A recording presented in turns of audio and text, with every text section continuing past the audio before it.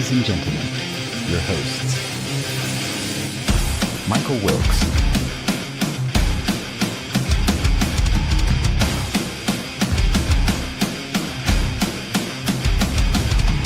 Angel Ortiz,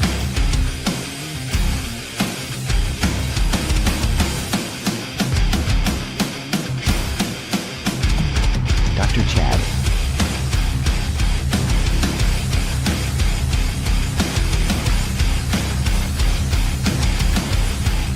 and Sam LaCavera.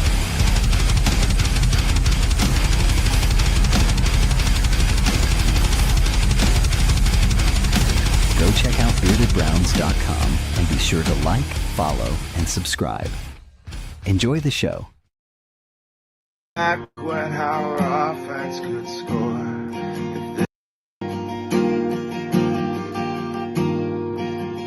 Now give up forever to go back.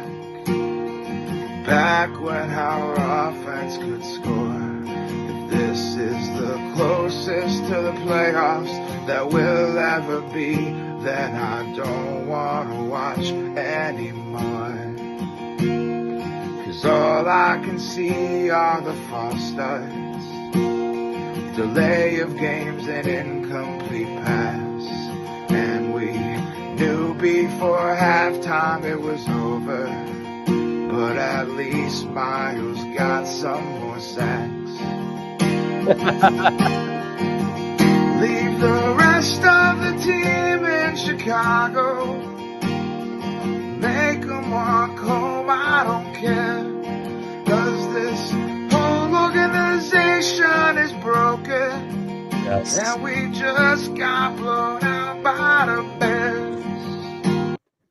Bears. Shout out to my boy Logan Bruce for that. That is currently going viral everywhere. He has another one that dropped last week. ESPN dropped it, and then they dropped this one. So follow Logan Bruce. He is all over socials. Give him a follow. He outside of the parody stuff, he has good music. It's really good music. He's got a couple of Christmas tunes out now, so give him a follow. He's actually going to be a part of our Saturday show. Big announcement. Sorry, Chad. Him, Mike, and Mike, Sam, and Gary Lee are going to be a part of the Saturday show, Browns Morning Brew. So tune in 10 o'clock, every Saturday. It's a good time.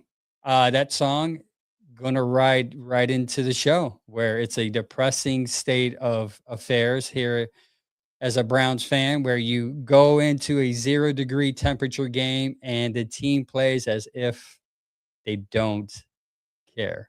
We're gonna get into it. They drop another one, 31-3. With the top storyline coming out of this, Shad, believe it or not, it's not the fact that they got dominated and only scored a field goal, but the wristband gate, right? Wristband gate. Something's up with his wristband, whether it fell out, whether it was Flacco's play calling, whether somebody sabotaged him like Dylan Gabriel, trying to get his position back. Either way, it was a big story here for about 24 hours. It's funny because I think just like the epitome of what's happening with Cleveland Browns media and fan coverage right now. It was kind of the craziest. First of all, it's the weirdest story because like it ended up getting debunked pretty quick. I guess there's stuff all over social media. It went into the sabotage gate, was exploded, like, oh, they're giving him the wrong wristband to screw him over. There was I saw a post right after, like, this is Kevin Stefanski's job is to make sure the players have the right wristband on, as if the head coach has any part at all on, like, there's literally an equipment manager that does a whole equipment staff that does this. Yeah. And so in any way, it would be like, okay, some equipment guy is probably fired for like messing that up. The story that people made a huge deal of Kevin not exactly knowing what happened when they had that delay of game. He's like, yeah, there was an issue with Shador's wristband. They got it fixed. I don't know exactly what happened. And people were like, how does the head coach not know this? And I'm like, I mean, I guess, I don't know. I guess it doesn't matter if he comes to the sidelines, like, "My wristband's, like, missing a piece," and they give him another one, but the end in the end, like, I saw podcasts, the Nightcap with Shannon Sharp was on the whole, like, "This is all part of the sabotage." Yeah. Thing, which at this point, I'm starting to think even those guys, like, They that are believe it. really pushing it now, I think some don't. I think some have just been like, They gotta "I know what continue. happens when I put this as the title," like, "The Yeah. Sabotage Continues" is the title of tonight's show, which is Yeah. not about the Browns or Sanders, it's about just the entire night of NFL, and, like, they're like, "If I put The Sabotage Continues," so I think there are a ton of people who believe it. I think there's a whole faction of the media that just knows if I lean into this, I'm gonna get so many views. So many people, so many Colorado Buffalo fans agreeing with me. My algorithm's gonna go crazy and I'm gonna get And paid. so I I agree. think it's stupid. Obviously, I don't think it's that impactful. Real story came out and Daryl Ryder was the first one I saw to break it that, like, the wristband actually had the play sheet in it the first drive, but it somehow got dislodged after the first drive. So when there was a call that came in, Shador went to look and the play wasn't there. So he had to run to the sideline. And Kevin clarified today, they just gave him Bailey Zappies. They had just grabbed, like, who's closer, Bailey or Dylan, like, get their wristband, and they gave that to him. And then they went on after that play is nothing. The reason I think it's worth mentioning as a story is because it is just a reflection of where the media and fans are on this. Fans are so over everything that's Yeah. going on here that it's very easy to believe that they messed up, that it wasn't an accident, that they actually messed it up, Yeah. that the head coach was somehow responsible, or that the team is, like, you know, so out of sorts that they can't even get a wristband right, and the media jumped with it so quickly because they know the buzz around the Browns is Yeah. mention They s Sanders or dysfunction, and we are running, we are yeah. on the road, and we are running. So I think And it's it, like it's to the fault of the Browns organization since '99. They screw everything up. So this is why it's like one of those things that is believable because you call down on the cell phone to get Johnny mhm, Manziel in. You do certain things to you tank 2 seasons to mhm, get younger play. I mean, you do these crazy things that people are like, that's not true. They're like, yeah, it is, and they have proof. Like they've done this, so why can't this be true? right. But it's You one of those you things nailed that it. is just The yeah, idea is you look at something like this, which is a non-story, non-impactful, not really anybody's big fault, could have just been literally him slapping the thing closed and the thing came loose and he's running on some play and it came out. Whatever the case, in a normal organization, somebody texted me, is like, "Here's why this is a problem. Would this have happened anywhere else?" And my response on X was, "If it had, would you you wouldn't have have known. heard about it?" No, you And wouldn't. and they, like, paused for a minute, like, "I guess maybe not." I'm like, "Yeah, if this happened to Tyler Shuck or if this happened to Matt Stafford, we would have never have known, and Nope. nobody would have known because nobody would have cared." This is a story for the Browns because Of who it the is. because it's the Browns, but also your point is well taken. This is a story for the Browns because dumb stuff like this actually has happened. So and they're so dysfunctional in so many ways, and they're so bad right now that you can actually run with this story, whereas any Yep. other organization, pretty much, minus us and the Jets, people would just I don't even think you would hear about this for the Titans because people just don't care to talk about the Titans enough. Nope. I think this is a, like, Browns or Jets, and, like, nobody else gets traction, and I think exactly why you said, because they've done so much dumb stuff in the past, and they're in such bad standing right now that it's not crazy to think that this was some kind of giant mistake. Yeah, and it goes to also to if a different quarterback, let's say Joe Flacco came out with a different wristband. The fact that it was Shador Sanders too adds to it, right? Right. Shador, It's the they put Browns the plus wrong Shador. wristband. Yeah, they put the wrong wristband on Shador, so that means they don't. Kevin's Yeah. trying to make him fail. So it just adds It's to the theory of they yeah. don't like Shador. They want him to fail. To the fact that they even said, I heard a story. I Or the read this opposite, or probably. they love Shador so much that they're sure that the organization is the problem, which is partially true, Like, it's either they hate Shador and they're like, "This is a story because that," or they love Shador, so they're like, "How could they let this happen to Shador? How Yeah. could you not give Shador the right respect?" You know? So it's like, it's becoming almost sadly obvious that, like, the people that said that the Browns shouldn't have drafted Shador, which I do not agree with, make that very clear. We all thought for a 5th round pick, trading a 6th and 7th or whatever to get Shador in the 5th, like, that seemed like an easy move if you can get over the media hurdle, like, it but it does seem clear of some of the stuff you were worried about early in the season where because it's the Browns, can they actually handle having this like, it's becoming blatantly clear that this is going to be a tough fit because Yeah. so many people are ready to just snap on the Browns, and they're such a polarizing team that having this opposite pole player is just really difficult to come Yeah, by. and we're gonna get into Shador. We're gonna get into the offense. We're getting a game recap, but thank you for everybody tuning in. If you could like, subscribe, hit that follow button, keep on commenting.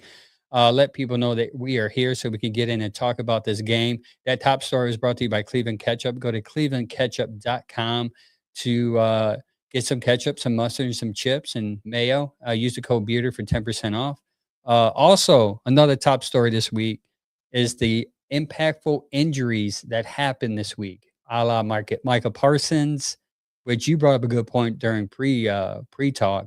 If you want to bring that up about how important, how Yeah. giving I up mean, there's picks for a player like that is crucial.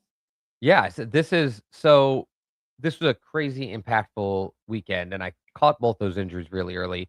Mahomes, as soon as he went down, I was like, Yeah, "That's is gonna be his ACL. He's out for the season and probably a portion of next year." And Micah Parsons, same thing. Tore his ACL. He's gonna be out next year. The more impactful person, obviously, is Mahomes, but the team impact for Parsons is giant because this is the second time that a team gave up multiple first round picks, and in Micah Parsons' case, you can sort of say they gave up 3. They gave up 2 first round picks and a first round a player they drafted 2 years ago in the first round as well to get Parsons.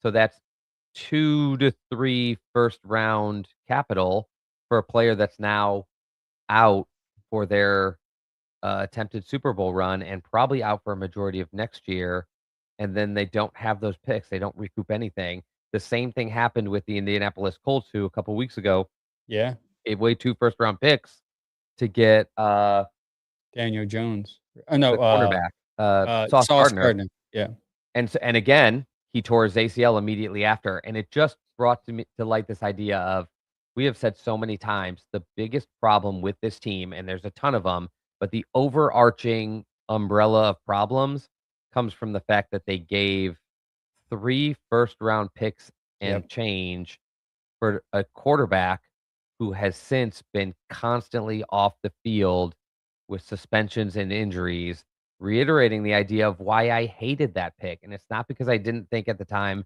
Watson could be better at than Baker at quarterback. And it's not because I was like, I was very socially nervous about Watson, but that was more as a fan, less as a team build. The team build portion of it is when you put that much capital into one guy, if something happens to him, you have sunk your way out by Yeah, giving up all the capital that you need to replace them. And so now we're seeing that happened with the Browns at the most important position on the field. Then we have 2 other examples where people gave up multiple firsts for a guy and he goes down. It is too heavy of an injury sport Mm, to put so much of your future into one guy. This isn't basketball where you can be like 3 first round picks and we get LeBron, that changes everything. It's one guy out of 53, yeah. one out of your starting 22, and if you give so much capital for them look, Travis Hunter cost 2 firsts and a second for the Jaguars. And he's They're done. doing just Yeah, fine, but they've gotten nothing out of him, and they gave up their chance to pick in the they're so good this year, if they fall short, all they're gonna be thinking is, "Wow, if we add another piece of this team, we could really make a run," and they're not gonna have that first yeah, round pick. yeah. And it's just like I guess it's just my note to, like, everybody, like, we haven't been lying about that. We haven't been making an excuse for the Browns with this Deshaun Watson thing. When these teams lose players that cost that much of capital, Yeah. really, really pay for it.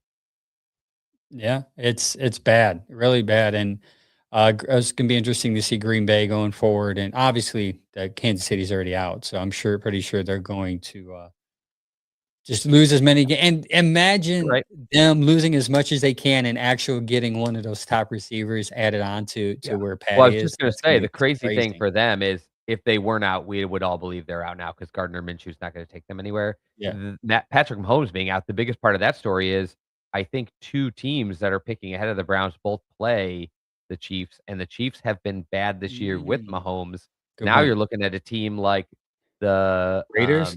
the Giants and the Yeah, Raiders the playing the Chiefs and thinking like, "Okay, well, they're definitely gonna lose those," to now, like, I mean, it wouldn't be shocking to me if the Giants can beat the Chiefs yeah. without Mahomes. Like, And that it brings it up does. to the news of the day. The Browns got their 5th pick, and they have I don't quote me on this, but I saw a 19% chance of getting the 1st pick. That means they actually have a shot of getting the number Yeah, 1 true. pick. And you bring up a good scenario where the teams ahead of them, if they play Kansas City, that's a shot where the Browns will lose, obviously, because we suck so bad. We're going to get into that. And then that moves us up to the number 1 pick. And then it's a totally different conversation. Totally different Yeah, conversation from drafting a receiver to drafting potentially a franchise quarterback, or did they mm, even ignore that or move I down? I mean, there's forgot to so many tell you, options. so I should talk to you this before the game. I clicked on Tankathon, so that's what we had earlier in the week. Tankathon has the Browns ahead of the Jets because of the tiebreaker Yeah, of I strength forgot of about that. schedule and the head-to-head.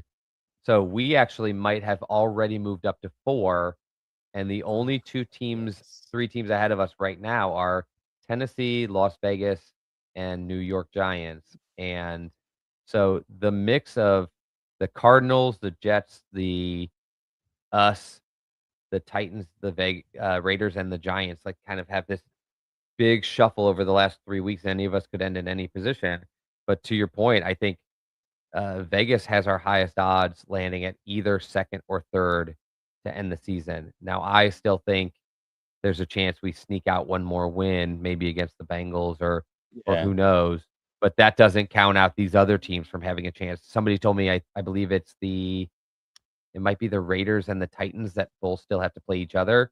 So one of them is taking another win, Okay.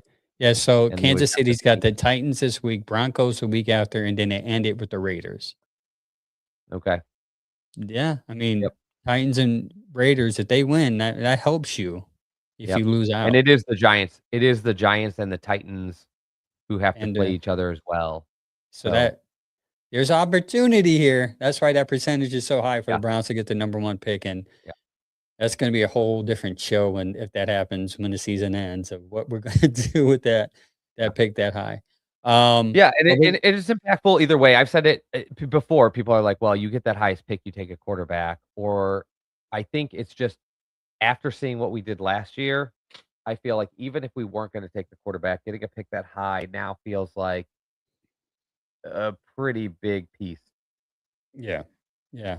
I mean, even if they not to get too deep into it, but even if they do believe in Shador and they want to help let him grow or blossom, whatever they believe in Shador, I mean, what you can do with that number 1 pick, it gets so Right. many picks for that, and then you can build around him. I mean, that's another topic for a different show. But we're about to get into our favorite segment of the week because we lost. We get to do this more often than not. It's brought to you by Allstate Insurance. Give Doug White a call. Bad. It's the good, the bad, and the ugly.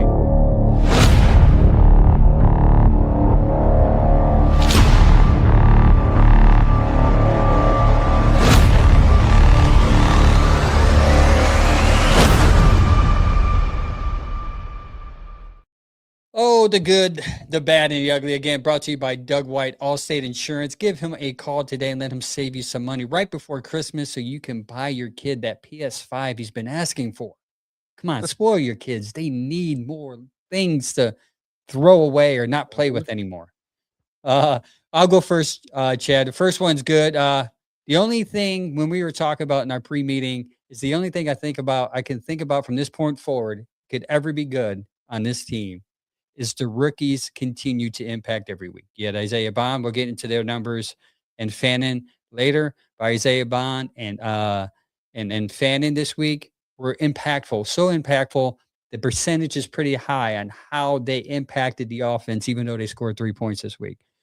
Carson, though he had it graded a little bit lower than typical, his stats were pretty high. And Mike Hall, they had amazing they have amazing young core here. And that's when you think of the draft, not the backpedal here, and you think of what they can do with so many more picks on top of what they did this year is so encouraging to see. But the good for me is definitely the rookie's impact this week. What is the Yeah. bad? Well, the bad is so many things, but at the top of the list is that this game in particular, we got outplayed in all 3 phases of the game, and the reason that's so bad is because almost each week we look at and we say, well, our defense showed up, but our offense and our special teams got outplayed. And then in those very, very rare games like we had against the Titans, where like the offense actually played pretty well and then the defense played, okay, or then the defense and the special teams let us down. And it just seems like each week somebody lets us down, and most weeks 2 sides of the ball let us down. Now we're getting to the point where we're getting beaten by all 3 phases of the game, where our offense is not the best one on the field, our special teams are never the best one on the field, and our defense gets outworked. And so that becomes like an all-time bad when you get to this point in the season, and it felt similar last year where it's just there's no side of the ball that you can look to and say, "Well, at least we have a dominant nothing." Something. We had a dominant something. At least we can. That's why, like, people make fun of me on Facebook whenever I post, and I make the stuff for even our page. When I keep track of the sack tracker, they're like, "Oh, good, you got 3 wins, but you still Miles." I was like, "Yeah, that's the only thing we can celebrate right now is the fact that Miles is going to break a record." Yeah, you can And only complain so much. You have to yeah, cheer for something on you Sunday. have to be So if we're positive. back to the era where we get excited for like a really nice throw or like a really pivotal first down on 3rd and 12, like, okay, Yeah, like we're let us gonna be get happy. excited about something because we have so little. Like that's not a Let us be problem. happy. There's some other things that can happen this week. We're going to talk about once we hit the offense. And another thing on the special teams that might happen this week. I got an interesting stat Mhm. on that for you guys. So stay tuned. The ugly, they gave up an opening kickoff. That kick special teams again. You're in the ugly. You gave up an opening kickoff that was a 30 yards, a midfield right away, and it just give. Listen, this team didn't want to play in the cold anyways. And then you tried out this special teams, and the Bears came to play. Obviously, they were heated. They were ready. They knew they needed this win to increase their playoff chances or even win the division. So they came to play, and they ran it down your throat the first kickoff. And you can just tell right away, this team was like, man, I'm too cold. Why are we here? I don't want to play. This is the first time this team, defensively, offensively, special teams has always been gone all year long. That I felt they didn't want to play. You just did not want to play. This defense got ran down their throats. Caleb Williams did what he wanted to do with too late. Ugly, ugly game. And again, it started with our special teams every week. It's pathetic. Like, and people complain like Bubba, he's gonna get like you might as well just let the dude play it the rest of the year. I mean, it's only 3 games. I mean, you gotta pay him anyways. Either way. Yeah. That is the good, bad, and ugly brought to you by Allstate Insurance Company. Give Doug White a call. Again, it will save you some money. Man, it was very rough watching that game this week. Like I said, but we're gonna get into something really, really interesting here. It's the clip of the week. It's brought to you by Lego Heads, uh, Barber Saloon. Marlon's gonna beat me up when I go and get a haircut next here in a couple of days because I've been saying salon, and every time I do it, he says like, "Bro, like I've been giving you grace. It's saloon, bro. It's saloon." So Lego Heads Barber Saloon, located in Berea, Ohio. It's actually second minutes away from the Browns practice facility. Um, To go but get your hair did. yeah, get my hair so yeah. So we're gonna get into this. It's the Lego clip of the week. and this is where we're going to talk about Shador a little bit. Um, I'm going to set this up here. He didn't have a good game. It's really it's hard. I say this because I have all the belief in him, and I think he can be successful in this team. But when you see the numbers and when you see the tape, and when me and Chad talked about this for the last couple weeks, like you have to watch the 22. We're going to bring to you tonight, the first time ever. We're going to break down a play to you about what Shador did in the pocket, and we're going to try to run this through as quick as we can, so you can get an understanding of when we say Shador has some things to work on. And I've noticed there's no Colorado Buffaloes in I was the other just big game. looking through the Yeah, comments. See if we're about to get there's no killed. Buffalo fans in here, Colorado fans. This is what we talk about. So I'm going to pull this clip up. Before you bring it up, can I say one Yeah. thing? Because Yeah, go I ahead. know the direction this goes sometimes when I have this conversation is it's one play. You can't judge him on one play. So first of all, let's just say we're not judging him on one play. We're not judging him on any one play or one game. But just to set up Angel for like this clip that he's about to present, if you watch the all 22 breakdowns like Angel and I do every week with and often guided by multiple guys who know the game just so Yeah, well. I like to watch the ones done by the quarterback gurus, the quarterback school, or Chase Daniels, or Kurt Warner. I'll yep, sometimes catch Jake Burns, which Angel always catches, and that's probably the yeah. most in-depth, most like detailed one I've seen. I just want to point out we picked out a clip, but we could have picked out like 11 plays that 11 look different plays. exactly Yeah. like this. So this was not a rare one thing we're picking out. This was just which one do we want to choose because about half of his passes looked very similar like this. Yeah, and by the way, this is not just us. If you go on the internet, people are saying the same thing we're going to say here. So here's the first tape. I think it's like 3rd and 4 here. 3rd and 4. Let me pause this real quick. That happened real quick. So let me rewind this back. Boom, boom, boom. So what you have is you have 3 receivers, tight end there, 3 receiver set. I think that's QJ in the backfield there. So let's play this. So you play it. Pause. Okay, what do you see? Okay, so what I see right away, and this is 2 seconds, 1, 2. 2 seconds into the play, he's got a receiver on top, open, and this guy down here, somewhat open, and then you have your hot route guy on the bottom open. So you have 3 people open within 2.5 seconds of this play. And by the way, we say this every week since Shador has been playing. The average time to get rid of the ball is 2.75 seconds. That is the standard in the NFL. We are at 2 seconds right now, and he is not looking to pass the ball. That is concerning. Okay. So I'm going to play it again. Pause. Pause again. Now you're into 3, 4 seconds. Look, guy in the bottom, wide open. Guy in the top, you can sneak that in there. He's got a good cannon. He can throw that ball. That's a first down. These 2 up top is a first down. If you didn't feel comfortable with those 2 on top, you definitely had to check down wide open. Yeah, And and that here's could have what been a bothers first me down. the most about this, because I hear this all the time. "Oh, you can always say somebody's open," and I say that all the time too, actually, I should just point out myself. I constantly say this to people, they're like, "Oh, David Njoku was open here." The problem is David Njoku got open, and he, A, may not be the first read, or he may have been an early read and now he's moved on.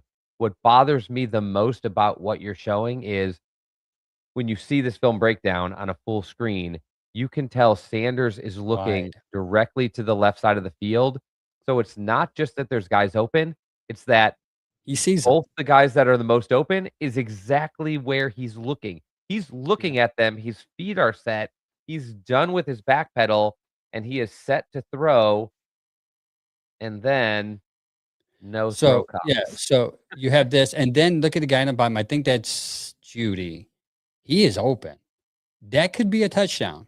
If he looks over there and Mhm. quick throws him or leads him to it, that could be a touchdown, or worst case, big 40, 50, 60 yards. Okay. So let's play again. Play. Pause. Pause. Pause. That's Look Bond at at the the guy on bottom. I top. think I could Look at the guy on top. Look at the guy on top. He's I'm wide super open. zoomed, and that's Bond, yeah. Yeah, Bond. Bond is wide. And by the way, he's been throwing bombs to Bond lately. wide And open on the bottom. and he loves that throw, and it bothers me that I feel like sometimes he's waiting for that throw because right now, if you look, one of the 2 guys, in fact, depending on how fast you can get this ball out, the You got the the two this guys on the this bottom, first man. level guy is open. If you can wing it to him, you can get it to him. This second level guy past the 30-yard line, he's not open anymore. Like Shador has weighted him closed. So Yep. he was breaking open and available, then he was wide open and available. Now he has gotten too close to the defender. He's through Scared. his gap in the uh in the zone, and now you are kind of concealed to either a short dump off or just launching it with a Again, prayer. yes, the dump off has been open every time, and he's not looking at that. Bond is open. You have a guy on top, but you can able to hit that real quick. If you don't have to lead him, you can just zip it in there, and that's Yep. a first down midfield. So I And can what see it gets worse. Yeah, Fannin. This Bannon. is Malachi Corley down low in the Okay, center of the field on the okay. 25, and it's Yeah, Bond breaking open by the 40. it's it's insane. He's open, and Mhm. here it is. Wait, boom. But he's still holding on to the ball. We are And then look up 5. top. We just talked about look up top to I think this is Judy up now at like the 35, sees that Sanders is extending the play, and he starts to take off. Throw it. Throw it. You I mean, gotta you have wing it. 2 guys, you have 1 guy back here, and you have 2 guys here. You have 2 receivers, 1 guy back there. That's a first down. This is a third down play. I think it was 3rd and 5. All you needed technically was a check down. You already got the first down, kept the play alive. Mhm. If worst yeah, I mean, that's worst case. Best case, you have 2 guys open, and you're 5 seconds holding the ball. You're 5 seconds in this play. Continue. Holds it, and sacks. Sacks, and Yeah. So again, the to me, what's relevant about this play is I watched Chase Daniel break down his whole like game of throws, and this was happening over and over. And even on some of the throws he made, Chase was saying things like, "So this is his third read. He's looking for Fannin. In the meantime, he's had 2 other open, good option receivers, and the one instead he he threw to catches it. Fannin ends up completed, and he's like, "But he shouldn't have even thrown that. It was he's very fortunate it didn't get picked, and Mm, instead, like, he completes a pass or it's incomplete, but he gave up 2 better opportunities on the route to find who he sort of really wanted to look for, and I would almost call that pressing. He's looking to make he's either looking for Fannin or he's looking to make the bigger throw, and we've seen this from other guys. The problem is our offensive line has some shake in it, and the thing he needs to do now is just not play hero. We yep. know where the season is going. Progress in your own personal growth and make these Mhm. passes. So here's what makes it worse. You're at the 20. He's 6 yards back, and by the time he gets sacked, dude, you're at the 10. I mean, you're 10 yards back. You're minus 10 yards. Throw it away. I mean, if Mike you says, Judy, Mike says, if Judy, if he catches it. yeah, Yes, Judy. I know. Throwing it to Judy at this point is just a 50-50 shot. Yeah. Yeah, so and just to give you a still shot, I took a still shot. Look, and this is where he should have thrown. It's between 2 and 3 seconds into the play. You got a guy open on the bottom, Bond. Huh? You got Judy on top, and you have your tight end on the bottom. And to And you me, the even red have your one is the one I brought up. It bothers me because the receiver's looking, he's looking, he doesn't and he release doesn't it, pull the and then trigger. immediately after, you don't even have a line to this guy up by the 25. Immediately after, he breaks open on an in-breaking route, and Sanders is still looking up there, and I'm just wondering, what is What was he he seeing? what is he waiting on? Yeah, Yeah. what does he I mean, think that he is might an easy happen? catch and pitch and catch. You just throw it. Judy's got the first down. Most likely, like Mike said, true. Good point. If he catches it, he can probably make a play because he has that The Euro step that he practiced in Vegas. Maybe he's been working on that to improve.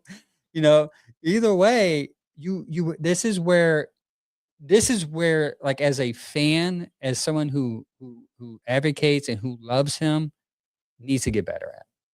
He just and needs I to get would better. say this too is this season is a lost season, guys. The goal somebody said we argued it, and I'm sure it'll come up sometime, so I might as well bring it up.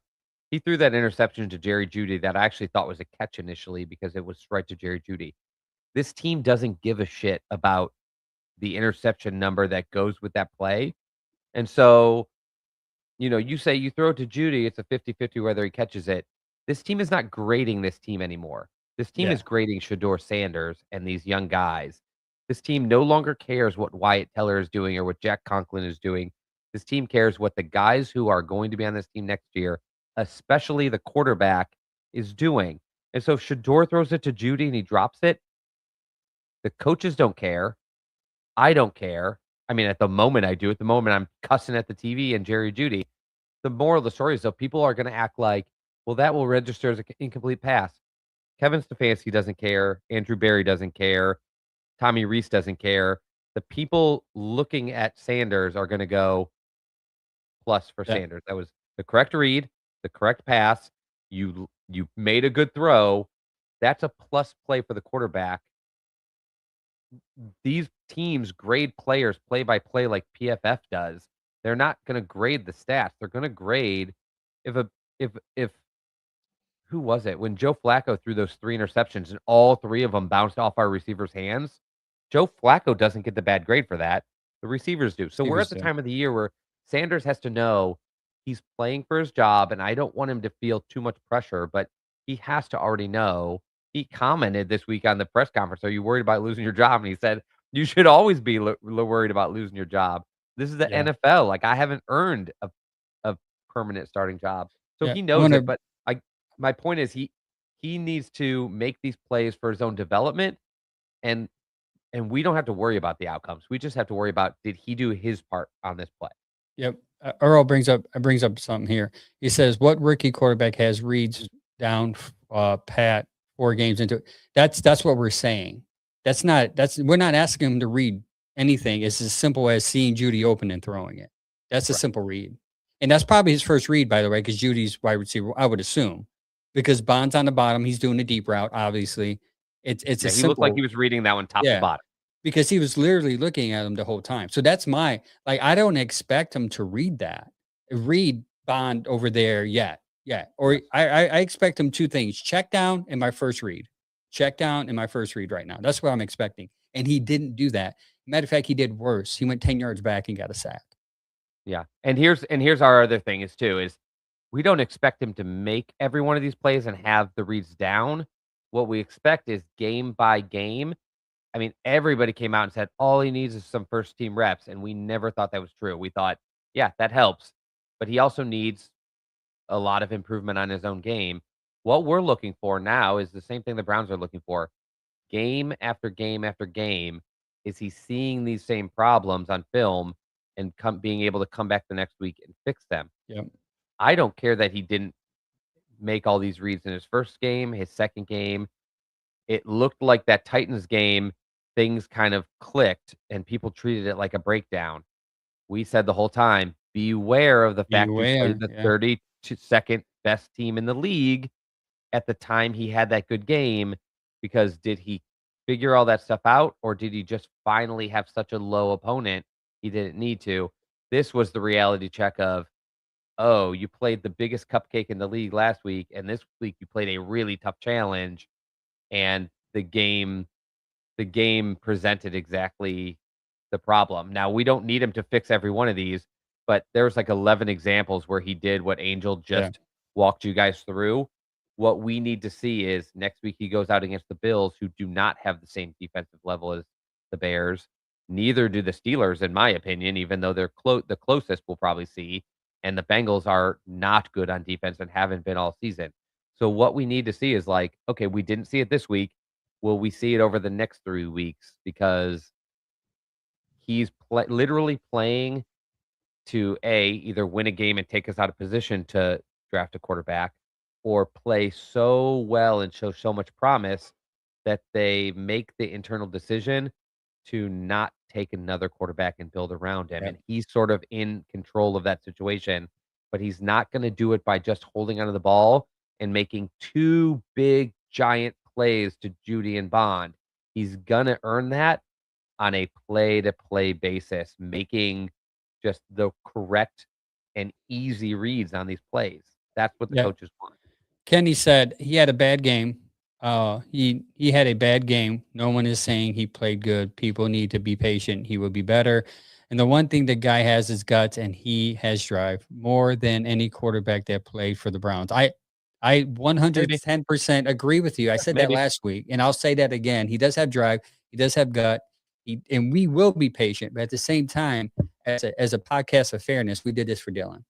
So we Yeah. have to do it for Kenny, for the record, both Kenny and Earl, yeah, we were exactly as critical as to Dylan, and we didn't hold back there. And I just think the respectable thing about both your guys' comments is you're not coming out and saying like, "Well, none of it was his fault." Like Kenny's right; he had a bad game, and if you can just take that and accept that, and then like look at it piece by piece to decide, well, okay, well then what does he have to do to have a better game next week? That's the idea.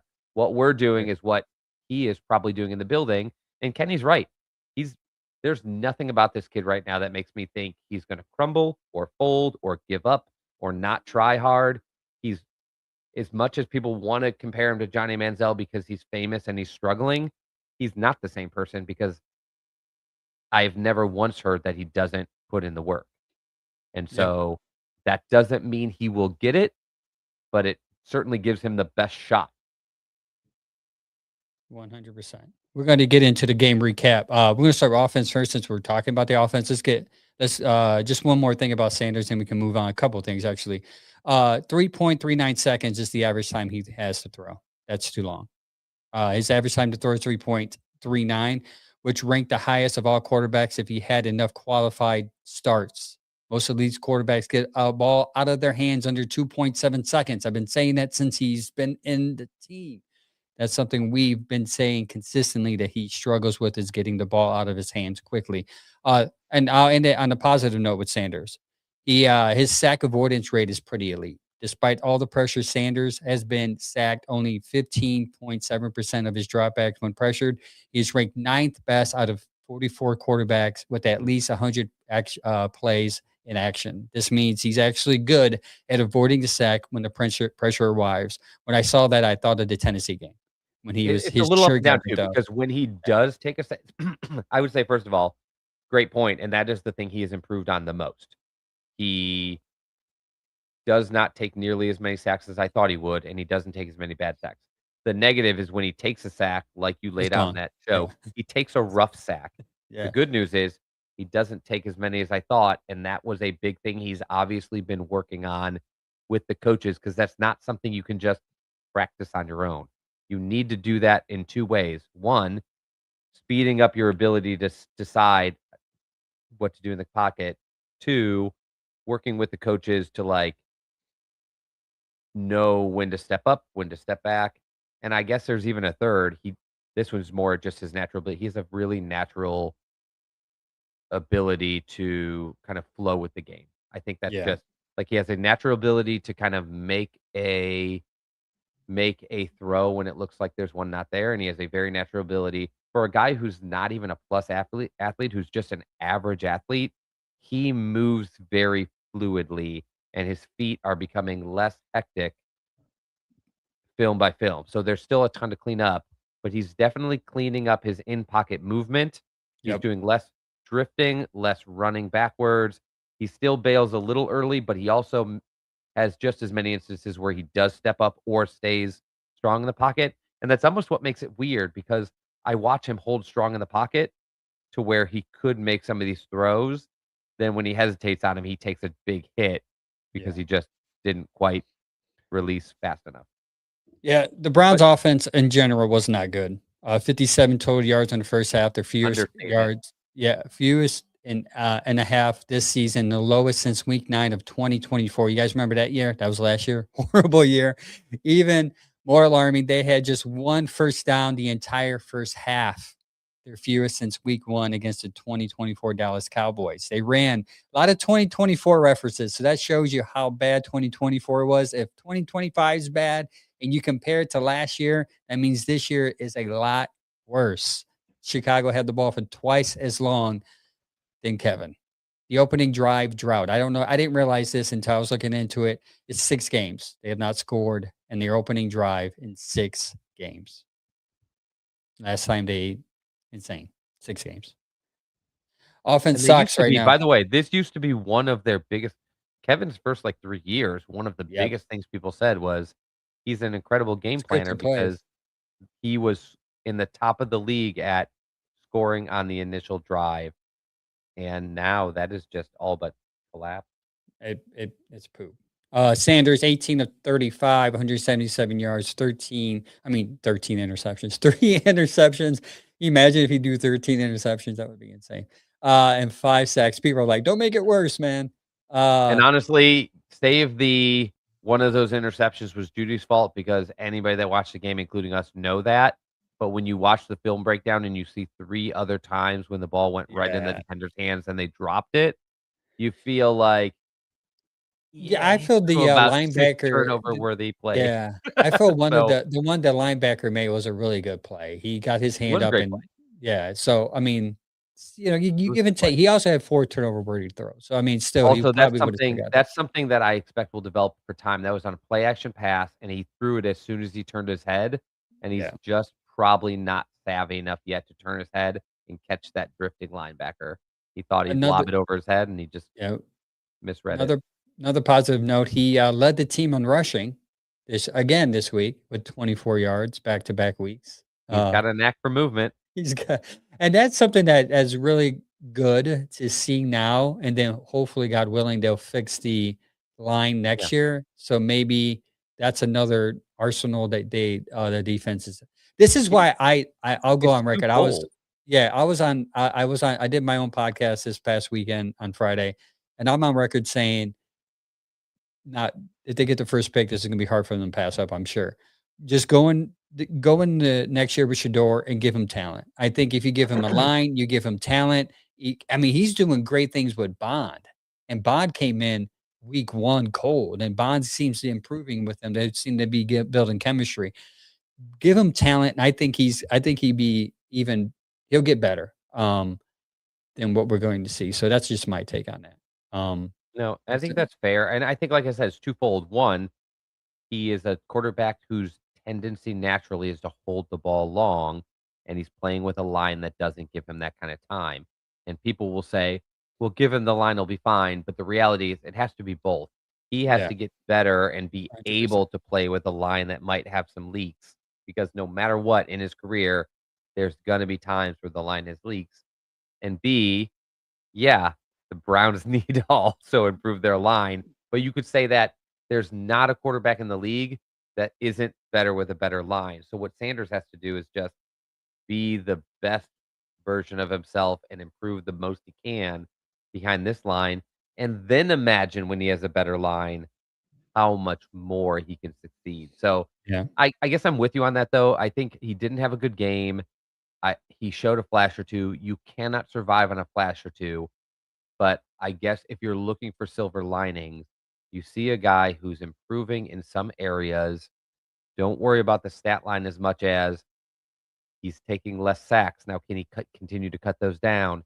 He's holding the ball a little bit long. Can he continue to chip off a half a second on that over the next 3 weeks?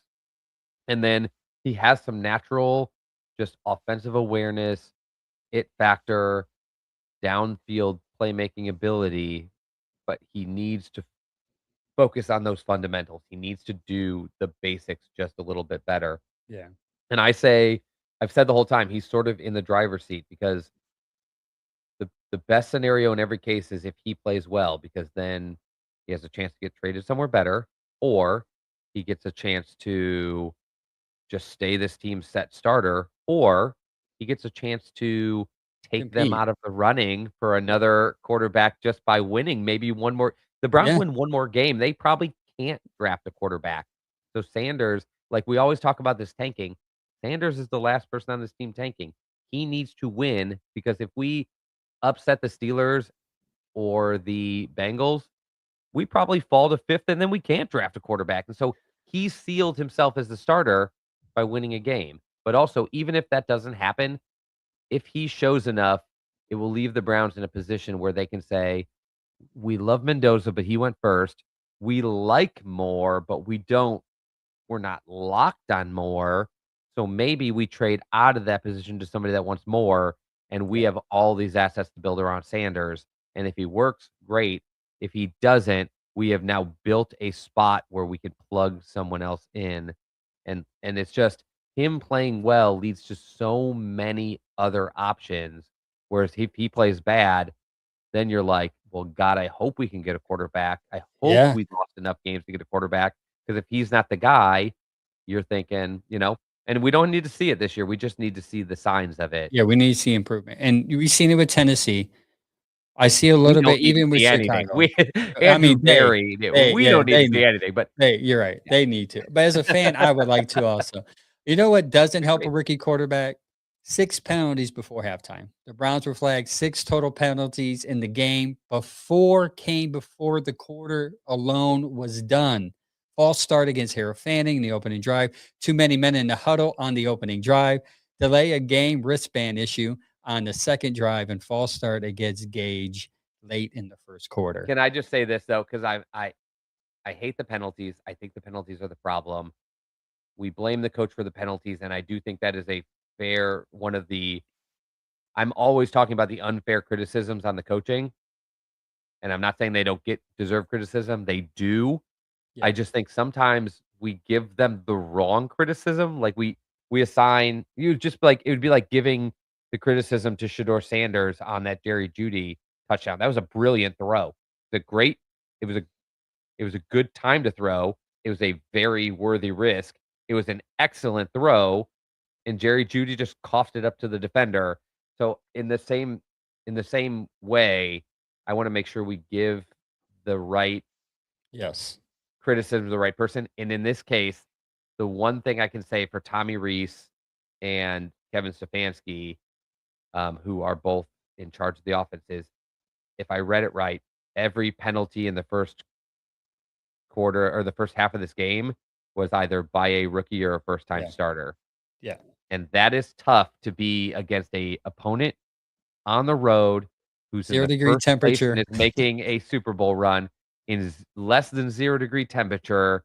And then you have all of these guys that are 22, 23 years old that have some. I mean, the crowd is going crazy. You're in a tough spot. So like I give a little leeway when it's a bunch of rookies on the road who make penalties, more so than when Jedrick Wills last year kept false starting at home, and you're like, so that it just resonates to me different. So I would say Yeah. I don't even it needs to get cleaned up, but the least of my worries is that rookies and first time starters are making offensive mistakes. Like If they're there's not bigger. making offensive mistakes, they're also helping your offense, and that's what we're gonna get into right now. You got 2 bright spots on the offense that has helped your team. We're gonna start with Harold Fannin. He had 7 receptions. I actually think he was targeted like 11 times actually for 48 yards. One more catch. He is currently he tied the Cleveland Browns season rookie reception record. I was hoping that he would catch it. I had everything set up to post. I did. I sent it to you guys earlier. I was like, post this on X if it happens. He'll probably break it next week against Buffalo. One more catch at rookie record. He was good. Isaiah Bond Jr., 2 catches, 89 yards. Guys, that's a total of 137 yards. Out of the 177 yards of that game came from those 2 alone. And they are just rookies. And this is what I said in my last podcast on Friday night. Do you give Kevin another shot? It's part of the reason is because you have rookies who are trying to make plays on offense. And again, as we can see against Chicago, sometimes it doesn't work out if we're relying on rookies to play. Yeah. I've come to the conclusion, and we've talked about this. I've been one of Kevin's bigger defenders because I just think that nobody without a franchise quarterback and a good enough cast can succeed. But then I came around through the season to the idea that after 2 seasons this bad, if they fire him, I'll say it was justified. He had his chance to keep his job and he didn't. But to your point, the one shining light is that the rookies who we all think are pretty good are excelling and developing. And if there's any way he's going to keep his job, it's that Andrew Berry and Jimmy Haslam and some of these powers that make these group decisions go, I mean, the team looks like crap, but the guys who are part of the future look good, haven't given up on him, are still progressing, and one of those is definitely Harold Fannin, who is just a notch on Andrew Berry's belt. Let me go through a couple numbers with you real quick. So Harold Fannin, as of today, I believe, has 66 receptions. Is that right? Yep. If he continues on pace, here are the people that he will pass by the end of the season for the rookie reception leads. He's already far surpassed guys like Ozzie Newsome in the Browns record for yardage, and he's coming up on receptions. The guys ahead of him right now, he's in 2 catches, he passes Kyle Pitts, who I know people have been critical of him, but his rookie season, he had like 1,100 yards in 68 catches. He was incredible. So he's about to catch Kyle Pitts. He is about 7 catches away from catching Dalton Kincaid. He's close to catching Jeremy Shockey of the Giants from 2002. And if he ends the season on the streak he's been on, and I believe he will because he's actually been catching more passes from Sanders than he was from the other quarterbacks, he will fall behind Brock Bowers and Sam Laporta in receptions, and that Pretty is good. it. That is Pretty good. 2 of the best rookie receiving tight ends we have ever seen, and he'll be sitting right behind them. And those guys were picked early in the second round and early in the first round. And I mean, he's ahead of guys like Tyler Warren, guys. That dude is a friggin' beast who was picked like 14th or something. Like, it's just incredible what he's doing out there. Yeah, he's special, man. It's third round. I keep on saying, man, they got him in the third. Yeah. That's That's just all according to amazing. StatMuse. Yeah, they picked Yeah, him 67th. that's that's good. Next point. Does Junkins suck? Because he's dropped. We talked about this a little last week, how he dropped in percentage per It yard. was a And rough day to watch Quinshon Judkins put up 24 yards or whatever he put up, while actually less Travion than Henderson put up like 150 100, yards, 2 2 touchdowns. touchdowns Yeah. against the Bills. Yeah, you're like, I saw someone said the Browns got it wrong. They should have drafted Henderson. And I'm thinking like, friggin', they They're have a both very quarterback. talented, by the way. Yeah, Yeah, they're they had both very yeah, talented. like give They do very different things, but it yeah, was a rough day to see Henderson have his absolute best 21 points. game and Judkins have his absolute worst. It Yeah, looked he averaged like 1 they point. started here and they're like, Dude, his longest run was 4 yards. yeah, Jeez, that's yeah. And again, as you're comparing apples to oranges when you compare the 2 right now, at least, because once they get that line as good as New England, and if you get a quarterback where you're gonna have to respect the run like you do, not I to mean, the mention pass. we talked about this before. Judkins was picked because he does a very specific thing well. He's patient, he reads the line, and he can make one cut and explode. Henderson is getting a lot of his runs on like broken plays when he runs, he gets a screen or he runs into a wall and just bounces it out and goes the other way. And that is not Judkins' game. And like I think they kind of drafted Judkins over Henderson with the Yeah. intent of we're gonna have a certain blocking scheme, and it's going to fit what Judkins does. The problem is none of those people are playing anymore except for Joe Batonio, and he is still probably our best lineman, but he is a shell of the Joel Batonio that used to be an elite pulling guard. Yeah, James in the chat said, "Is can Harold get 1,000 yards?" Unlikely. He's at 667, I believe, right now. No, but he I can could get be to a like little. I mean, I bet he could get to like 800 and if you get to the 800, Yeah, that's an yeah, elite that's still for a good. rookie.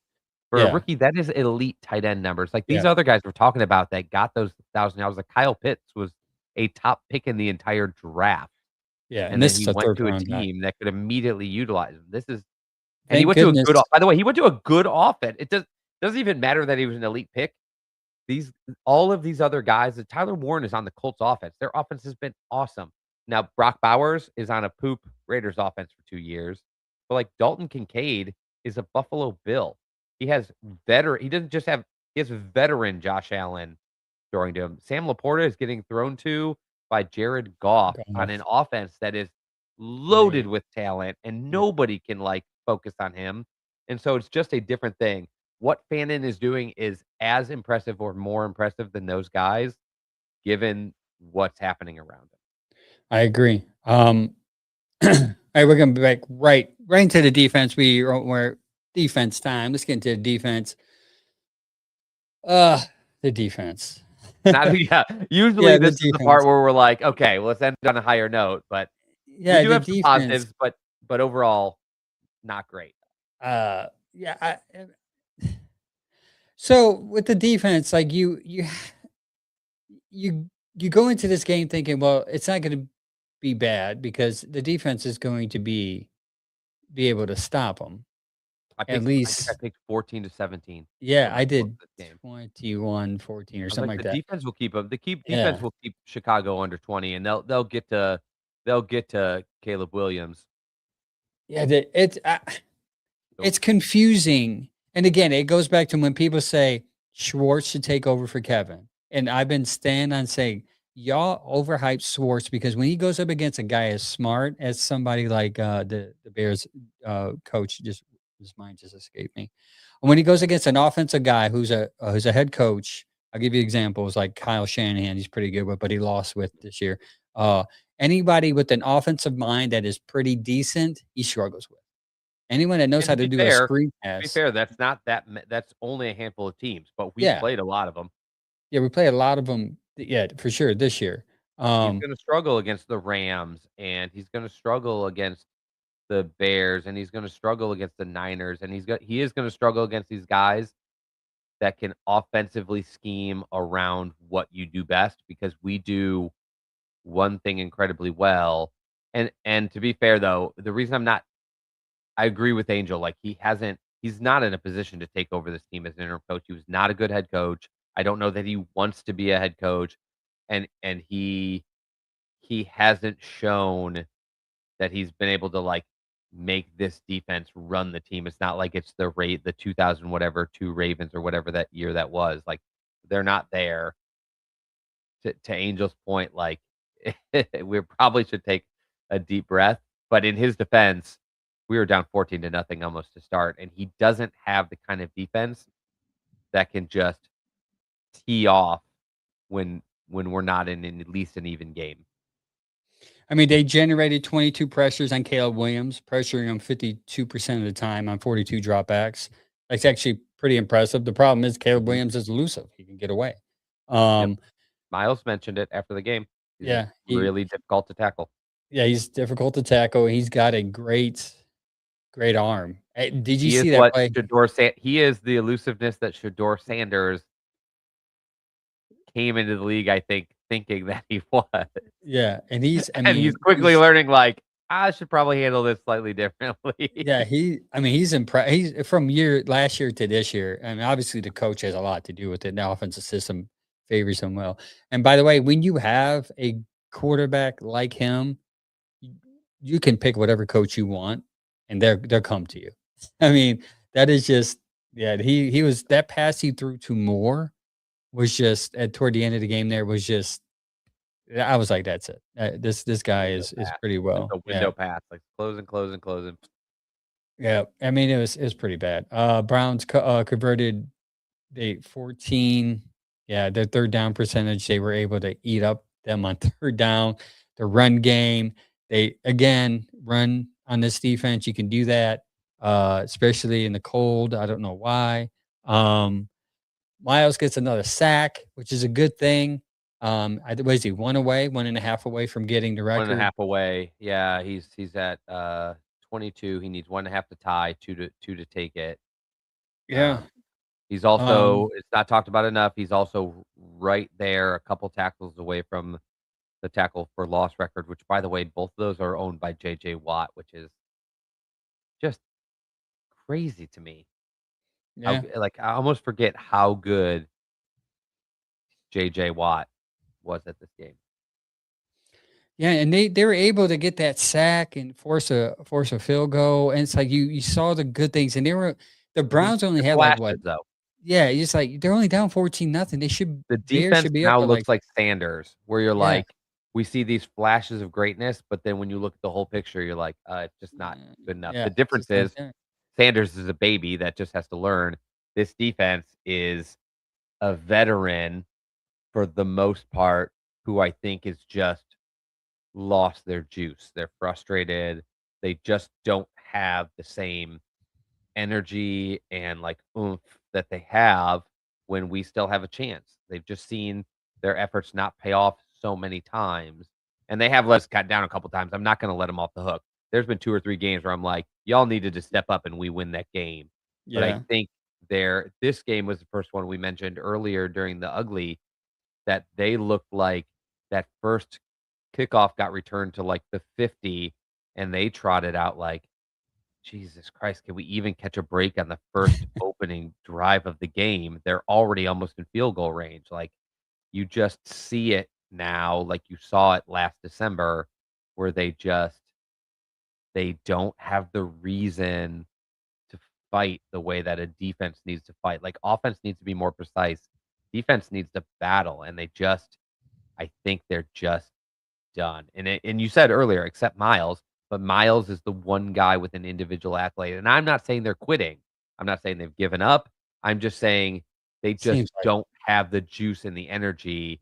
And it seems palpable that they are when we I'm starting to realize when that opening kickoff happened and I look around the Browns backers bar and all of us are like, all crazy. "Oh, what a terrible, like, start to the game." Like, that's what's going through their head. Like, what we're feeling, I think, has finally caught up to them where they're like, Yep.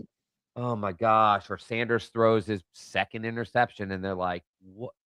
Here we go again." Like, there's just no getting away from, like, the dreary feeling of defeat or, like, that terrifying feeling that there's just nothing you no matter what you do, like, it's just inevitably, you're going to lose this game, and it's gotta be tough, and when it's 2 degrees outside and everything hurts, and it's late in the season, I can see why nobody has the oomph, and it's a bummer because I just believe that this defense, though not perfect and needs to be able to learn to do more well than what they do, until they're in a position where they feel like they've got a shot and they're fighting for something, you're just wasting some of their best years.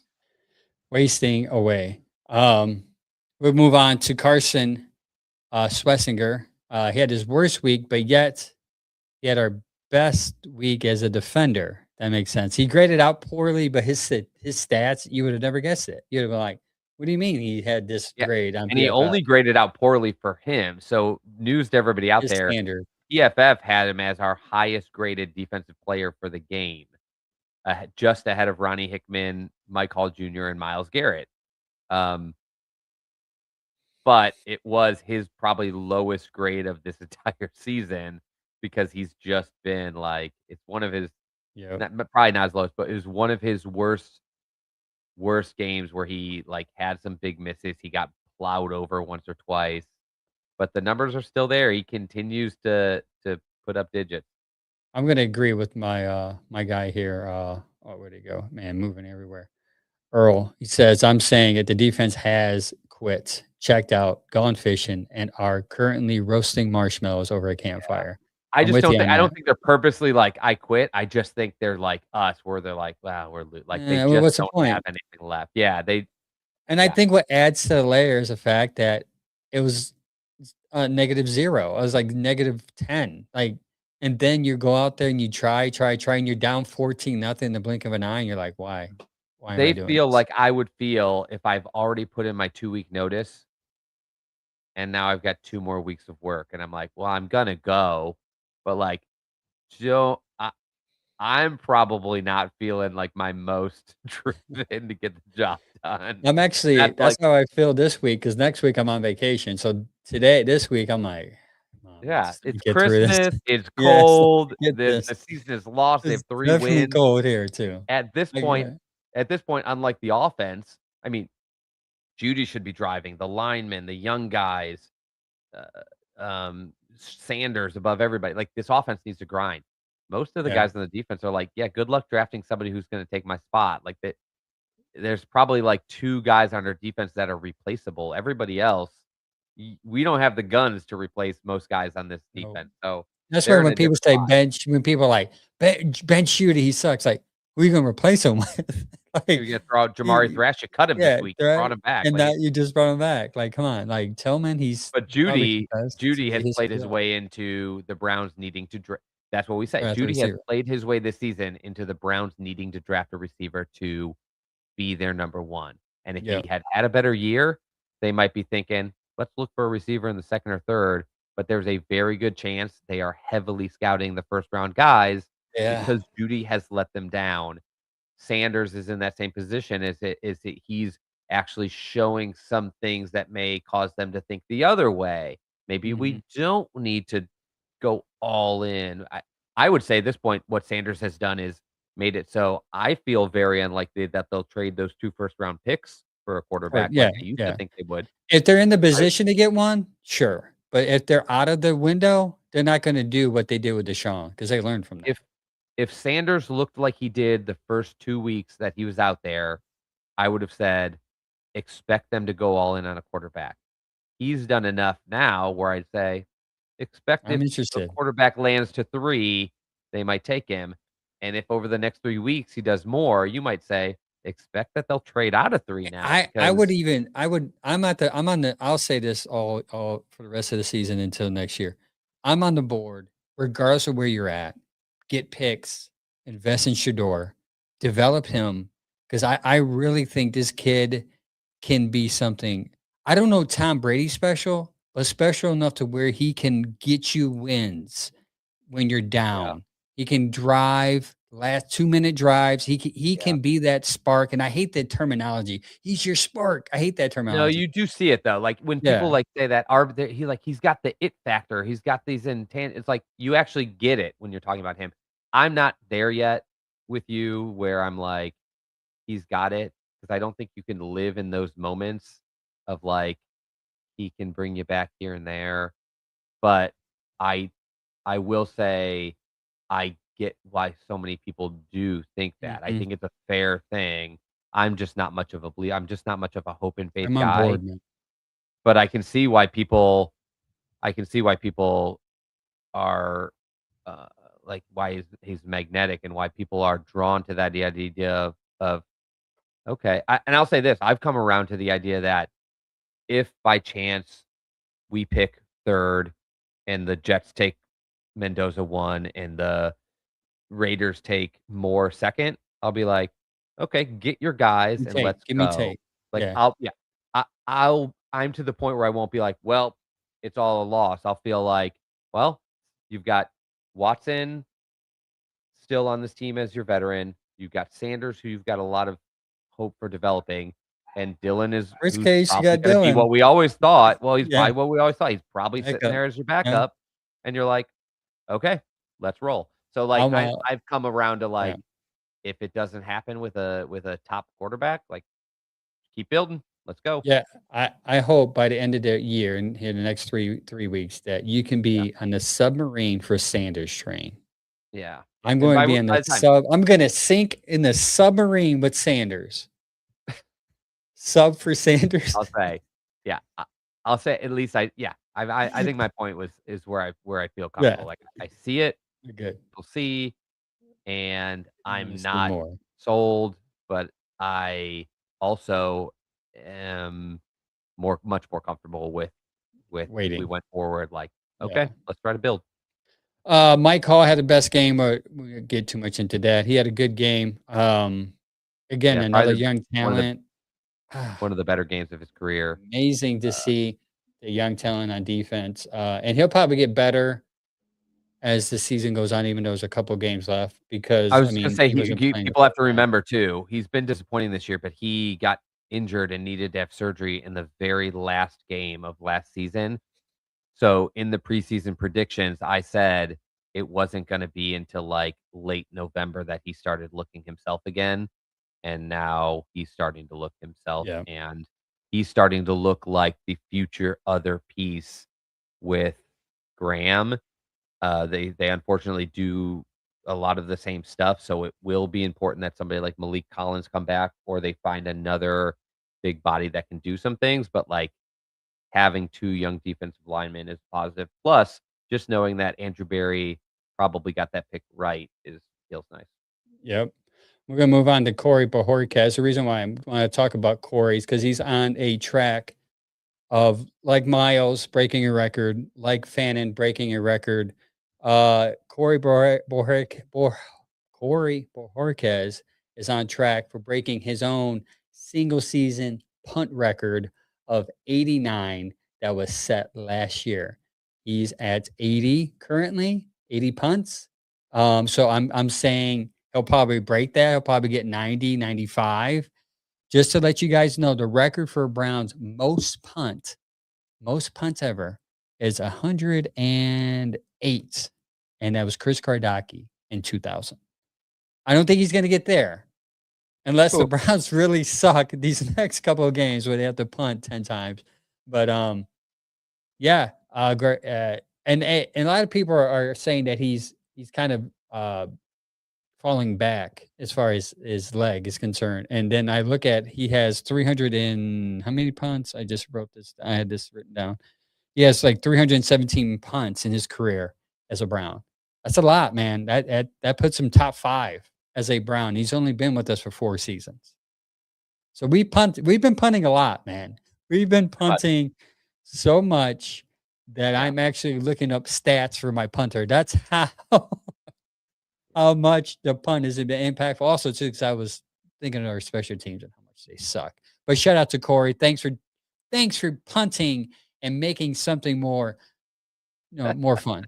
That the We're gonna go into another segment of ours, the polls. We put a poll up this week of the blame game. The blame game is brought to you by the bearded bastard barbecue sauce. So let's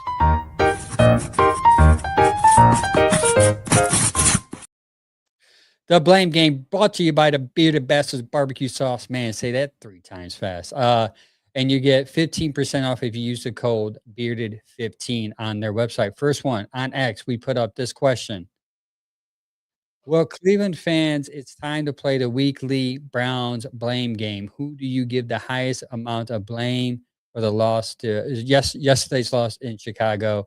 And of course, it's Kevin. Kevin with 52. always I Oh, think it's been Kevin every week from the fans for, like, cool. 6 Done. weeks straight or something They're like. they're over Kevin. So Kevin wins that one. I put it on on Facebook on our page, Bearded Browns. Follow us on that also. Who's to blame for the loss against? Way more, Kevin. Yeah, Kevin was at fifth. Actually, it's about the same. Yeah, it was 52. It was actually, believe it or Oh. not, it was 52% here. So yeah, Oh, about okay. the same. But it's just a lot more votes. It looks like a lot more, I was gonna say, which it is looks like it's yeah. 80% Kevin, not I don't Yeah, know yeah. what So, wrong. Kevin, you are to blame, and because of that, you're fired. It all Well, falls we're on the gonna coaches. see. We're gonna Uh, see what's gonna happen at the end of the year. But Kevin, again, I think that's his second or third consecutive blame game of the like I said, if week it award. happens, I I look at the Browns and I don't think our number 1 problem is Kevin, but if it happens, I think after 2, 3 win seasons, And offensive nobody's gonna output. be like, "Crazy move." It's just not good enough. My worry about firing Kevin, uh, had a lot to do with, well, then you have to start over with all of your coaches pretty much, and Yeah. also, we always assume the next guy coming in will be better, but that just hasn't consistently been the case. So, I don't trust this group to hire the right people in, and I've heard this a lot lately, and I wasn't sure if it was just me, um, my own negativity, but I've heard it now from guys like Russ Tucker and Dan Orlovsky and, like, people that are very like, don't have any, I think I heard it from Jake Burns this week too, maybe. I've heard it from a lot of people that don't have a grudge against Kevin or aren't homers for the Browns or whatever, is that the highlight list of coaching candidates this year is a lot like last year's quarterback class. It's just not the year you really want a head coach. Yeah, because there aren't a lot. and they're not saying, like, nobody out there that'll get hired will be good. It was just there's often a guy like Ben Johnson where everyone agrees, Mm. yeah, there's this guy is not only good at offense, but is just really good with people and organization. Like, there's just not as many high-ranking head coach candidates this year. Last year, a lot of people were like, last year, I love Mike Vrabel, and like if if that was the year you made the decision, I don't think he would have stayed here. But like higher coaching candidates when you're like Vrabel, Johnson, etc. And this is Yeah. not one of those years. So I could see the Browns being like, we may have a limited amount of coaches that would want into this. So there's not great coaching options available. The best one probably doesn't want to walk into Shador Sanders and Andrew Berry and a 3-win team when there's probably a much better opening that's with a much better reputation. So that's why I'm on the I don't know if it will happen, but the only coach I'm definite that they shouldn't come back with is Bubba Ventrone, and everybody else, I just don't And know. can you justify keep bringing back Kevin and him getting rid of another coach after getting rid of an OC, offensive line coach, and then giving up play calling again Yeah, that to doesn't bother Tommy? me. Here's why. Here's the only reason I would say I'm okay with that because I think the person who gave up play calling is the same person that will be play calling for us next year, since that's not the guy we're getting rid of. Yeah. Last year, didn't it feel like I think we talked about it. It kind of felt like he gave up play calling almost to prove like, guys, there is no No, I this can do it offense about this. sucks. Yeah, our quarterbacks suck and this offense sucks. And it's not because I'm calling it, it's because there is no way No, to call this offense yeah, this this line is group. horrible. This year Uh, felt like I'm giving up play calling to Tommy Reese because I think he's kinda got something that might bail us out, and so I'm okay with that. Um, I I got think a they need to bring couple in a people better that run schemer, a better run game coordinator, or Earl somebody said, that's gonna get them to Bien get better. Kajetti, or suggest he just signed a contract with Indiana. I don't think he's going anywhere. Freeman would be interesting from the Notre Dame. I would be interested in that.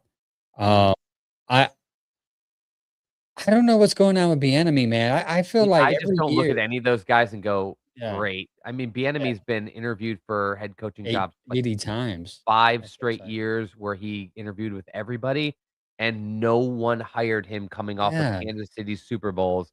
It's hard for me to believe that's better than Kevin yeah, Stefanski, like, I agree. A eh, couple names I would go to the Rams under Sean McVay. Give me Chris Shula. Let me interview Mike LaFleur and I Aubrey like Pleasant. LaFleur. The Let me problem is, though, like, interview all you look at 3 Mike of those. LaFleur, and don't you think somebody like Mike LaFleur, just given his name and reputation, He can go don't you anywhere he think wants. there's a better job Yeah. available for Mike LaFleur? Depending if he likes the quarterback, right? So if he likes Shador or they say, "I'll come, but you have to draft said quarterback if you're in the position to," of Like, course. and we've seen some of the flashes from Short, but do you think Shador like, do you think there's any coach in the league No. that's like, "I gotta get to Cleveland to coach Shador"? I just That don't. I talked about this on my show Friday. Like I said, the only way I think Shador stays is if Kevin stays too. That's Because a I possibility. agree with what you just said. I don't think a coach who's taking his first coaching job ever, maybe a vet who's desperate to get another job, like McCarthy, whatever. I don't see a rookie coach coming in and being like, "I'm not gonna stamp my name on this guy.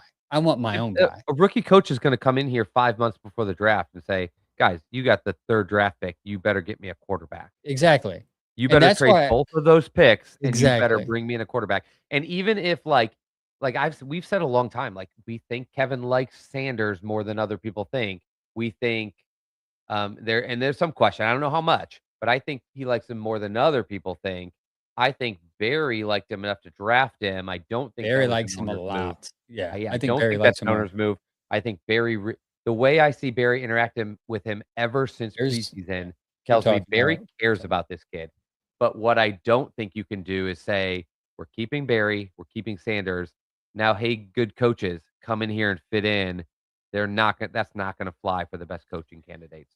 So a guy by the name of Boogie Knight, who's connected to the Shador family, said this on the Ultimate Cleveland Sports Show. Shador and Coach Prime both fell in love with Mr. Barry. They built a great relationship. As it got later in the process, the conversations they were having with Barry made them feel a lot better. Like, oh, maybe this is where we need to be. So when I say if Barry stays and Kevin is gone, Barry's going to find a coach that's going to say, if you want this job, you got to develop him. That's my take on it. He's going to sit And there. I would That's the be worried ultimatum. about that because I would Exactly. be worried that somebody like Mike 100%. Vrabel, level 100%. candidate, would be like, "Then no, I'm gonna go to the Raiders who have said I can pick my Whoever I want. quarterback and I can pick my And that is coaches the and I." problem with this exactly, and that's why when people say, "Get John Gruden, get these like, these guys won't come here because the way it's constructed is you're not gonna make any the big decisions because we have an archy of order that's awkward. We have to sit around the campfire and all come in agreement in order for an agreement to be made, Yeah, and and you that's remember why that's the reason that's the reason not Mike McDaniel, McDaniels from, the Patriots. Um, well, yeah, John wait, yeah, McDaniels. I forgot his first name. Yeah, whatever. Patriots OC. Josh Yeah, McDaniels. So Josh, yeah. Josh McDaniels, the reason he doesn't have this job because, Jimmy Haslam loved him is because he Yes. said, "If I come in, I wanna be the final decision maker," and they said, "That's not how Nope. we run things That's not how here," we and he do it said, here. "Okay, see ya." So they loved him, they wanted him, he agreed to take the job. He's not here because he's not going to be somewhere where the owner makes decisions or where they make group decisions. He wants to be, and if you're going to get the best candidates, that's often what you're gonna get. Yep. They have Kevin who is okay in this group situation, Because allegedly. he's willing to fall back and be like, "All right, you can make that decision. All right, you can make In that. I'll most listen. I'll listen." organizations, Yeah. when you're hiring a guy like Sean McVay got hired, if the Sean McVay got hired and he's not the GM, but he said, "I want this quarterback, make it happen," and they traded half their franchise to get their quarterback And it worked out. It because worked one of out their quarterbacks beautifully for said, "I him. need this quarter." Yeah, and it's because they traded everything for that quarterback and he didn't get hurt, he played. If he had gotten hurt or massages, they'd be in the same situation as us because they gave up so much. I had to look back at my Gotta wall 'cause my dude, Ethan, Mike. Oh, it was Mike. Mike, do you think we bring the 4th helmet back, we would win again? The 4th helmet has the number on it. I was like 830s. I don't know. So no, we won't win with any helmet. We need a quarterback in order to win. It yeah, doesn't not matter what out. helmet's on there. It's not gonna help. Yeah, so that's it, man. That's all the show. That's all we have for today. We went a little over because we were talking about Kevin. That was actually a good unplanned conversation, Chad. That was Yeah, fire. sometimes Um, it falls like that. yeah, sometimes it falls like that. Thank you guys for tuning in. Thank you for coming in the chat. Listen, we'll be here every Tuesday, 7:30. If you like the show, we do have a Saturday show with 4 guys talk. It's a little different show. Oh my More god, it's laid so much back. better than this show. Yeah, it's more funny. It's more laid back. They have conversations that are not It's PFF not driven. right after a loss. Yeah. It's right Yeah. before a loss. Yeah. So they kind of break down the game before. They're going to break down a Buffalo game. And they kind of just, they talk about a little more lax. Me and Chad, I think we're a little more lax this time. We didn't go into too deep, but trust me, if you look at my screen, I got 2 sheets of numbers I could have went into about Shador, but we talked about Shador We enough, so like I had to numbers move too much. on. We need Mike to balance out because we Yeah, both Mike. like numbers and Mike. grades way Yeah. too much. That was my biggest But worry, actually. I was like, man, me and Chad, we're gonna be like 2 math teachers talking math. here's People my aren't gonna PFF scores, and he's like, "Here's the rush win Yeah. rate about." Here's the Like, EPI. Here's the I was worried about that. But it worked out. It worked out like it always does. Hey, I may be doing the show this Friday, so tune in. I actually am going to talk about Jerry Judy a little bit and the fall from grace that he has been. oh yeah, I'm going to talk about the 2 talented spots that we have on this team. Stay tuned for that. And I will talk also, maybe I'll hit up Kevin and a little bit of Shador. The Typical Browns podcast this Friday. I normally go live at 7. So and tune in for hey, if that. you guys are around tomorrow and bored, I'm hopping on the dog chug because they're Oh, having their again, I'll be special watching. where they bring back each of the guests for just a quick 10-minute chug. And, so I'm just going on to do a quick 10 minutes with them as, like, one of the returning guests for their Christmas chug extravaganza. Yeah, they're on YouTube. It's a good show. It's different, entertaining. So tune in. I'll definitely tune in. Thanks for letting me know that. Yeah, it's 10 a.m. Sorry. I keep on saying 10:30 for some reason because we start at 7:30. 10 a.m. Saturday. Mike, Sam, Gary, and our new guy. Forgot him. See, not good with names. The new guy. I'm just going just the new guy. That's his name. He actually opened our show. Tune in. It's going to be a fun show. Thank you for everyone that tuned in. Like, subscribe. Listen, go to Spotify and go follow us and stream the show. We're funneling people there. If you could go support us on Spotify, that would be great. Logan is his name. Thanks, Mike. Until next time, we'll see you next week. Hopefully with the win over Buffalo, even though we're 10-point underdogs. Go Browns. Go.